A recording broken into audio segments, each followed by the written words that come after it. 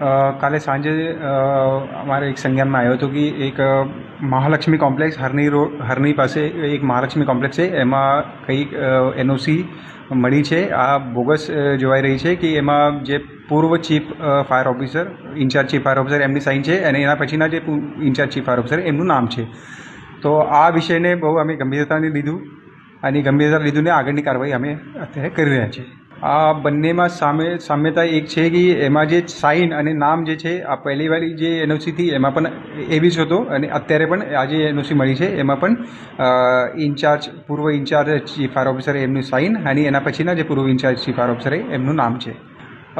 પહેલાં જે એનઓસી મળી હતી એમાં અમે જે ખુલાસો એમને પૂછ્યો હતો તો જે આપણે ઓનર છે એમને અમે એક એજન્સીનું નામ આપ્યું હતું. એના પછી અમે પોલીસ ફરિયાદ પણ કરી હતી. એવી જે અત્યારે જે એનઓસી મળેલી છે એમાં આપણે એમને ખુલાસો પૂછી રહ્યા છે અને એમના જે કંઈ ખુલાસો આવશે એમાં આપણે સ્પષ્ટતા કરી દેશે અને એના ઉપર આપણે પોલીસને જાણ કરીને આગળની કાર્યવાહી હાથ ધરાવશે.